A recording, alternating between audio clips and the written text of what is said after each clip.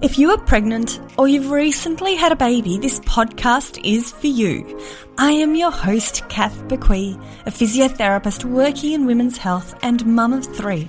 Join me each week as we dive into all things pregnancy care, childbirth and postnatal recovery, helping you have a wonderful pregnancy and afterbirth experience. And don't forget to hit subscribe so you don't miss any episodes. Well, hello there. It is so lovely to have you join us for another episode of the Fitness Mama podcast, where I am chatting with the lovely sexologist Naomi Hutchings all about sex after birth. So this is a really important topic and one which historically hasn't been talked about much at all. So in this episode with Naomi, we're going to be talking about common issues people have when trying to conceive or trying to fall pregnant. We're going to be talking about common issues during pregnancy, as well as after birth. So Naomi talks us through sexpectations, what that term even means, and she does an amazing job at really talking through how we can get rid of that internal dialogue and get rid of the should-dos that often exist. So stay tuned, because Naomi Hutchings is a clinical sexologist currently living in Queensland, and she's been working in this field of human sexuality in a number of roles for over 17 years. Naomi offers sexuality and relationships counselling and education, and it's currently online sessions only.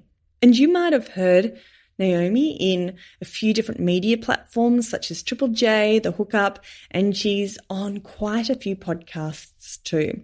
Before we dive into this amazing episode with Naomi, if you are pregnant or you've had a baby, I invite you to come and join Fitness Mama. So Fitness Mama has the exercises, but also support and resources that you need to feel good from the inside out. And these Pilates and yoga-based workouts are tired mum friendly, achy mum friendly and toddler friendly that you can do in the convenience of the home at the end of a long day, whilst your bubba sleeps or whilst your toddler is running around causing havoc. So head to fitnessmama.com to join our amazing community of pregnant and new mums today. Right, let's dive into this episode with Naomi.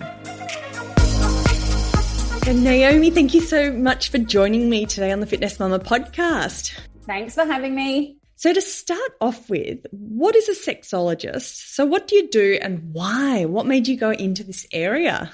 Sexologist really just means that I went and studied human sexuality at university level. And I've also done like a lot of training. I've been in the area for about 17 years, probably a bit more than that doing sex education. But pretty much people do either research or they maybe combine it, but generally they either do what I do, which is work with people. And so like in sort of like a counselling context, education context. Some people do teaching. So education, I've done that. I used to teach human sexuality back in Adelaide at Flinders University, and other ways, training professionals and things like that. And then also research. And so some people do a bit of a combo of that, or some people just sort of stick to one area. Yeah. So pretty much human sexuality is our jam. That's what we do. And did you just want to do it right from high school? Actually, look, I had an unplanned pregnancy. I went to a Catholic school. I probably mentioned this on another podcast or on the radio or something, but I left school, had an unplanned pregnancy, and I didn't go back to study until I was 21, because back then you had to wait until you were 21. If you didn't do year 12 or whatever it's called in the different states, but if you didn't finish that, you had to wait to be a mature age student, and that was considered 21 is mature age. So I got in that way. I started doing some studies and then just kind of went into women's studies and then kind of just started doing volunteer work at spaces and then training and different things. And that's how I got into it, feeling like I had a very, very not adequate sex education and I wanted to do something about it. Oh, wow. That's amazing. So that pregnancy just totally shaped your future. Yes, I have a 29-year-old. Oh, that's beautiful. Okay, so going back into the question, like what are some of the most common issues that you find people experience during pregnancy and after birth then when it comes to sexuality and sexual intercourse and all the rest? For a lot of people, it's just this adjustment and not wanting to be sexual as much as they used to or at all. So just an adjustment of the couple, if it's a couple, and how to sort of manage all of that. And even really like So yes, sometimes there's pain and different things, body image from that. And again, I won't just say that's from pregnancy, but it can be that. It's just the adjustment of having children. So it's not even just the pregnancy thing. It's like this family is here now, and how are we living our life with these children everywhere, and that kind of stuff, and finding time for ourselves as a couple. Oh, and this is such a big thing that we can dissect. Like, it's huge, isn't it? It's absolutely huge. Oh, and I suppose one other thing would be, I do see a lot of, by the way, is people who are trying to conceive, particularly if they are having sex themselves, okay? Because obviously babies, people make families lots of ways. But for those who are sex is about making a baby, I see a lot of them who then have trouble with their sexual life because it all became about just having the baby and fun's gone out of it. So that's probably, if you're asking in those two categories, because I see people for a lot of reasons, but around this would be those two. Okay, let's talk about that, because I remember it too, thinking, okay, let's do it. Let's have a baby. Right, time to have sex. And just to switch the button. If I've got a man and a woman, so I've got some with the penis, some with the vagina, and they're doing that, I quite often actually see a very kind of hurt man, upset, feeling a bit like all he's wanted for is his sperm. I see that quite a bit, and they're really struggling and just feel like, yeah, it's like this is all she's wanting me for. So I see a bit of that, or anyone, just whoever it is, just trying to have a baby and saying sex isn't sexy anymore. And yeah, of course, what you just mentioned, trying to get in the mood. So for someone with a penis, that's a lot of bloody pressure. Like, it's like, right now, quick, let's go. We've got this time, which is not always a great thing. It's like, oh, maybe I'm stressed. Maybe, what if my penis doesn't stand up? So I get a lot of that. Or just if it's the person with the vagina going, oh God, I better do it now.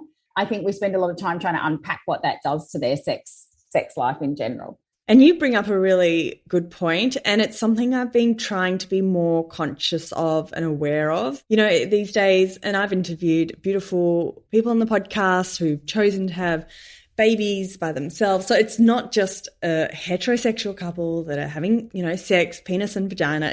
There's so many, and I still tend to fall into the lingo, and of course, it's something I'm working right? on. And that's all you can do. Keep going and working. You'll get better and better at it. I say to people, stop being so frightened of we're all going to make mistakes, because we're just constantly catching up, and we'll never know everything. We never will. But we just got to keep going, keep doing little things like researching different language, things like that. And because it's the dominant narrative that we've been fed, of course, right? They still do it everywhere. So just kind of changing your language and being mindful doesn't sort of erase anyone's experience if we are trying to be a bit more inclusive, right, with our language. Yeah. And on that note, what are the different combinations of people having babies? Like, what do you... What do I see? Oh, gosh, all sorts. I'm getting a lot more people who are not just couples, thruples.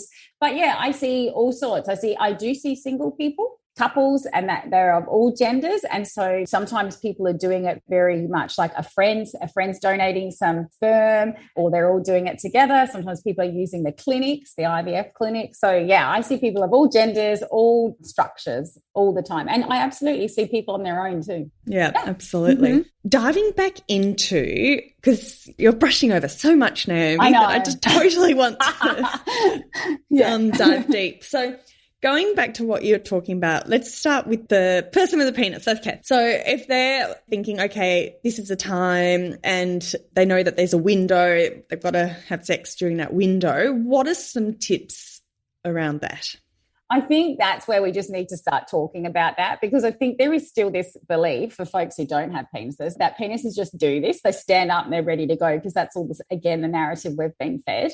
So I think there needs to be just an understanding that might not be able to happen sometimes. And look, you can ejaculate without an erect penis. It's just different. And, but I think it's more about trying to make everything a bit more relaxed, and knowing that, there's plenty of time to do that. And I know when I say that, some people are very, very kind of conscious of time and things like that. But, I try to say to people, there's ways to do things. And look, if you need to go off because you're super nervous and you need to go masturbate by yourself, if that calms everything down, there's ways to get that sperm inside the vagina. People can there's plenty of ways of doing it.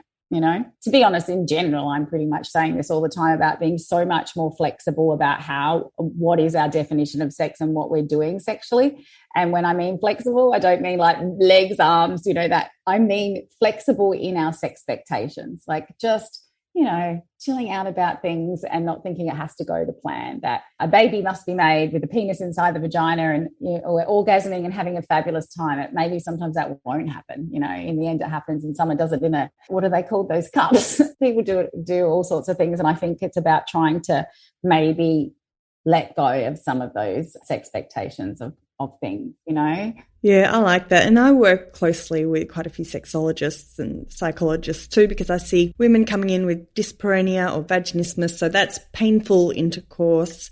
And there's a lot of that expectation where if it's not penis in vagina, then it's not sex. So there's so much more to it. There's outer course.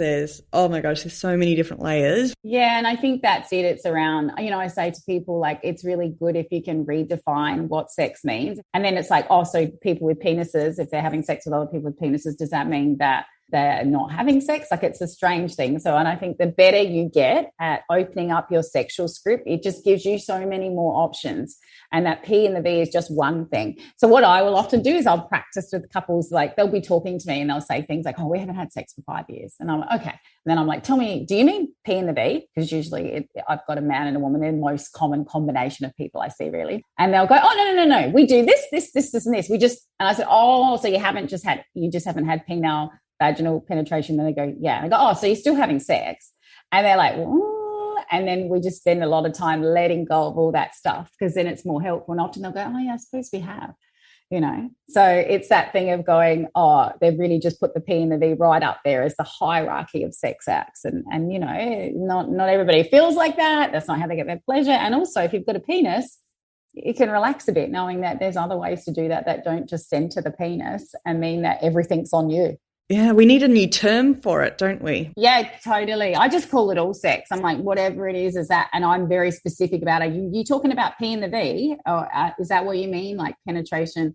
So I'm breaking it up. So sex meaning, because, two people can have a beautiful sexual experience and they're on the phone. They're like talking to each other and there's this erotic thing going on. And the better we are at being open to that, we're all going to have better sex. Okay, so let's take it back to the new mum who's exhausted. She's just gone to a 6-week checkup. The doctor says, yes, you can get back to having sex. She leaves that checkup and partner's waiting there expectantly. She's exhausted. She's tired. Her boobs are sore. What do you have to say around that? Geez, I mean, first off, makes sense, right? It's funny that, this whole thing, people sometimes, get together and their love makes a baby, right? That's how sometimes people have babies, right? And this baby then causes havoc. And, yay for babies, but, they certainly can. And I think, again, this is that thing of just letting go of this idea that you should be doing this. And I say that, quotation. It's like, why? Who says this? It's just because we just get fed these messages. And I suppose, if you've been given the all clear, and let's be honest, I see a lot of people who have penetrative sex way before 6 weeks. They feel like they can, they've been fine, they do it, right? But also that that's that thing of options, around having options, but also having an understanding that this might be a different time and sex actually may not happen, and to be okay with that. It's okay that, sometime in your life you are going to be just totally absorbed in what's going on, whether it's a big love bubble baby thing or you're just like absolutely beside yourself and stressed out and depressed, whatever's going on. I think that's the thing that, because we get fed this stuff around, you can have all the sex you want now and sex with pleasure, which is all great. But also it's almost to the point that sex positive movement is now not acknowledging that some people don't want to have sex, or in our lives we will take sex breaks, and that's okay, and we're not broken. What's broken is the system that tells us that we are. Absolutely. And the hormonal changes that occur after having a baby. We're low on estrogen. If you're breastfeeding, you've got vaginal dryness. Like, it's almost your body's natural way of saying, I don't want sex because my job is now to look after my baby. So it is totally normal to have a reduction in libido and all those things. Absolutely. And that's that thing of then deciding what do you need? And I think it's really important that the partner understands it's not their partner's job to get them off. Okay. Yes, people get together and we give each other pleasure, right? But if you think that's your job or it's your partner's job, that's not a great way to be having a relationship. It's like, no. Okay, you have a right to want to have sex if you feel like that, but you don't have a right to ask your partner to do that all the time. It's like, let's talk about what that is, and also what do you need? Because what are you getting from sex? So sometimes people just want the release, but other people want the connection. So it's like, okay, well, if sex is off the card, some kind of sexual stuff, what else can we do to feel connected? And, you know, people sometimes, partners feel a little bit left out. They can, not always, but they certainly can. So it's about having that conversation. And also understanding, I keep saying to couples, we just have to yell out at each other sometimes and say, oh my gosh, isn't life crazy right now? It's just full on. Look, what have we done? It's okay to feel bewildered, and also, just go, we're going to get through this. It's not always going to be like this, because it won't, right? That newborn phase does not last. Yeah, it's huge. And you bring up a few really good points there. And it sounds like it's all coming back to communication. And that's where the sooner we can open up this dialogue of communication with our partner, the better, because you don't want to be communicating for the first time about sex when you're sleep deprived and exhausted and hormonal and all the rest. So absolutely. And just like I said, solo masturbation is important too. That's your job. Like it's your job to take care of your sexual needs. Okay, it's not your partner's job, except of course we do that willingly, right? You know, we didn't come to this partnership with the idea of your job is to get me off. I think that's we need to let that go and go, no, actually we're doing this because we want to do this. And then it's about just sort of talking about, are you open to something, some sort of connection? And that's where you've got to sit with that. And I don't want anyone to have sex when they don't want to have sex. But I will often talk to people about, is your no, you know, think of it in this other way. I often use the example of, like, I don't know, say you're sitting down, you're watching an amazing Netflix documentary or something, and you're so into it, and in comes your partner dressed in some hiking gear and says, honey, do you want to go on a hike? And you're like, no. Like, you're just bewildered. You're like, what? But then maybe you go, wait, hang on. Last time we did this, it was actually really good. We had such a lovely time. Hang on a second.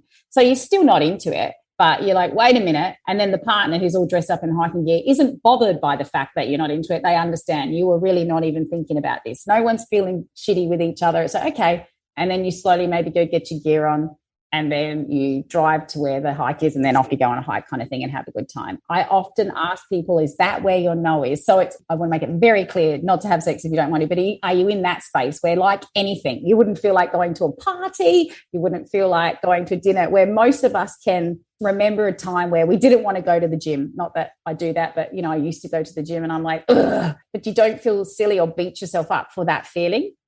Because, you know, like later often you'll go, I'm so glad I did that. That was really good. And a lot of my couples will say, oh, yeah, once we do it, it's good. I'm glad I did it. And I'm like, okay. Yeah, I like that. I think something to do with that is the to-do list in our brain. Mm-hmm. And so if we're thinking, oh, but I've got all these things I need to do first, like having sex is not high on my priorities. But having said that, anything we do for ourselves, exercising, it's often on the to-do list, but after we do it, feels good. So I like the fact that you bring up, if you do it, will you feel, will that, because obviously that's where if someone says to me, no, actually every time I do it's hideous, and then we start going through the list of reasons what that is, that's a whole different thing. But if generally you have a good time, I always say to people, is it just a real no? You're like, absolutely, like hell no, I'm off. And that your partner's totally okay with you saying that. That's also the important thing, to know you're free to say no without consequences, because sometimes people sulk, they don't talk, and then there's this whole thing. And then, of course, then they say yes, which to me is a coerced yes. And then it becomes this thing. So it's about trying to work through all of those things, which is what obviously I do in sessions, unpacking what's going on. But I do just get people to think of that, because I can remember times where, you know, someone said, do you want to go to a party? And I'm like, nah. And then, you know, you go and you go, actually, that wasn't bad. Like, actually, I had a good time. I'm glad I came. So I kind of try to think about it like that. And I get it. We have many things on our list, and that's a whole nother conversation around whether you're more responsively aroused, which happens a lot, much more for people with vaginas. But I absolutely see people with penises like this who don't actually get spontaneously aroused at all. Like, that's just not how it is. They actually make a decision, or they have to do something, then they get aroused, then they desire the situation and the person or whatever.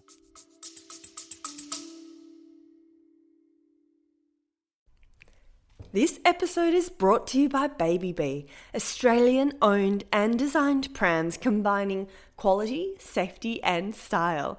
Not only does Baby Bee let you try their prams at home with free returns for 9 months, yes, that's 9 months, they also offer an industry-leading 3-year warranty for total peace of mind.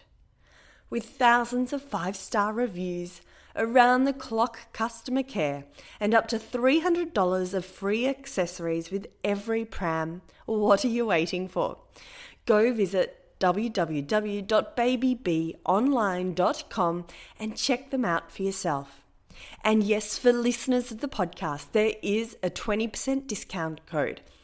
Enter FITBEE, FITBEE 20 at checkout, and T's and C's apply.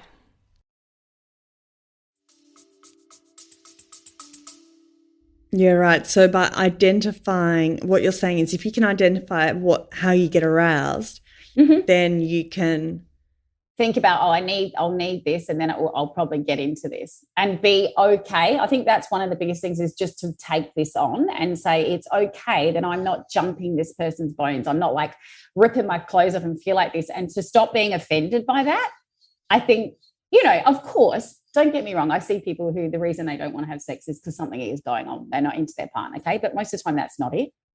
It's this other stuff. And then they're ashamed almost, especially if they're with someone who's spontaneously aroused. So they compare themselves to that. They're like, well, how come I don't feel like that? And the person who's spontaneously aroused says, how come they don't feel like that? What's wrong with them? And we have to have this conversation about, actually, we've been also fed crap about the way people experience arousal and stuff, and that for a lot of people, this comes later. When I was at uni studying physio, we had some psychology lectures, and I don't remember much about it, but one thing that's really stuck is the passionate phase of love. So, the fireworks, and that lasts between 6 to 18 months. And after that, it becomes a companionship stage of love. And so that's why lots of relationships break down at the end of that passionate stage of love, because people think they've fallen out of love, whereas often they're falling into a different phase of love. Yeah, they're going in a different space. And I think that's what people do. I keep saying to people, it's like fruit. It's apples and oranges. Don't compare the beginning of a relationship, because most of the time,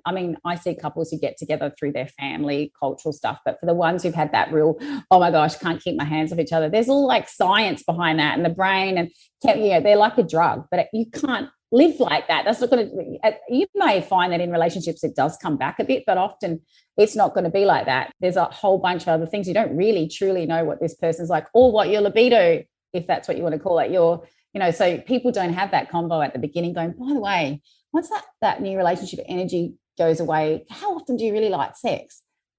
And then often people say, actually, I always knew. It goes away and I'm not really into it that much. And then someone else goes, oh no, even after, I'm always wanting sex. And they hook up with someone who's the other way. And it's like trying to work through this. Yeah. Interesting, isn't it? And I think the different life stages, like having a meal with your partner is never the same once you have a baby, because you get interrupted by you're breastfeeding, or you get interrupted by kids that are running around. And same with when you exercise with kids, it's never the same. So I think changing our expectations around once you have kids, it will be different. Absolutely. Yeah. Look, I think it's also just trying to go with the flow, and not to say that people don't have passionate sex after babies. Yes, they do. But it's just going to ebb and flow about what's going on. And we need to be more open to do that. Often couples say, oh, Naomi, we're hardly having sex. I'm so weird. And then I sit there and say, tell me about your day. And they go, oh, I'm up at 4 with the baby, and then I'm doing this at 5, and then, and they reel off, and I'm like, so yeah. And then you want to have sex when? And they go, well, night, when we get to bed, after bath, after we've put the dishes away, after we've done this. I'm like, are you kidding? Most people get to bed, and if someone said to me, do you want to do some physical exercise when I'm like, get stuffed. No. And a lot of people will say that. You might be a night owl and it works, but not for everybody. It's not the optimal time. They're just tired, and it makes sense. And when you sort of break it down and say that out loud, I think people feel less, like, oh my gosh, we've got this huge problem. I'm like, do you struggle to fit in your family gatherings, maybe family holidays? We schedule a lot of things. And, oh, yeah, okay, then they start sort of understanding, yeah, this is not as unusual as, making this that's super alarming. So then it's like, how do we find each other in the midst of this chaos of life? Gosh, there's so much to navigate, isn't there? A friend of mine, their kids love Thomas the Tank Engine. And so every Saturday morning, they'd put on Thomas the Tank Engine. They knew I'd give them quick 10 minutes. Off they went. Perfect. I think I said that once on another radio interview. I'm like that. Yeah, go put Frozen on or whatever it is. Just do what you need to do. And for times it may be just a very short experience. And it's like, you need to put something in front of the door, because a lot of my parents, I'm like, tell me what some of your kind of breaks are. What's getting in the way? And then they'll be like, I cannot relax. I can't relax because I think the kids are going to walk in. So I talk to them about shoving something near the door or whatever. So at least then you've got enough to go, look, if they bang, they still might bang on the door and say, can I have a water for the 10th time or whatever? But you've got enough time to gather yourself. And obviously the littler your children are, you don't have to explain it as much because they have no idea what you're doing. But as they get older, they're like, what's that sound? And then you're going to have a whole nother conversation, don't you? Gosh. About, what are we doing? I have to get you on the podcast for another talk about that. Sex. Oh, God. Yeah. But that's right. So it's like, what's going to help you? Like, how are you going to get a little bit of time to do this? You brought up something earlier that I wanted to dive into a little bit more. We were talking about communication with the partner and how that is just so important, from as soon as possible. What would be a few tips for if someone's listening today thinking, I've never really spoken to my partner about sex and they've never had those outward conversations, which I think is quite common. What would you say is the starting point, just opening up that dialogue?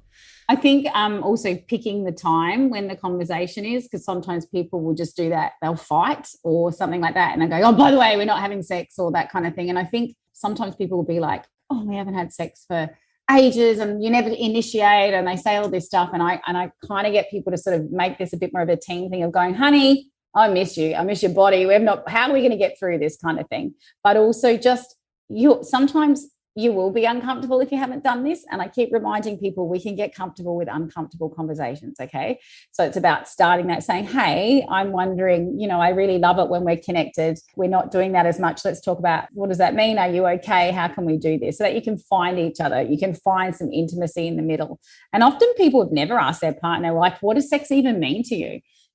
I'll see so many shocked faces with my couples where someone's like, it's definitely not something I care about. I could go without it the rest of my life. And someone else is like, I want it every day. I'll die without it. And obviously, literally they won't die without it, but it's so important. They truly do think like that. So then it's like how to manage that.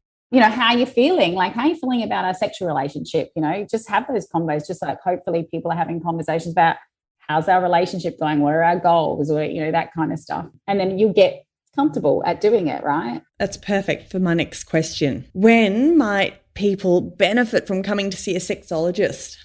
At any time, really. I mean, I think, I often see people when they're at the end, they're kind of almost breaking up because things feel a bit pear-shaped, or I've seen people who've, had the vaginismus for, like, I've got, 60-year-old coming in who's never spoken to anyone.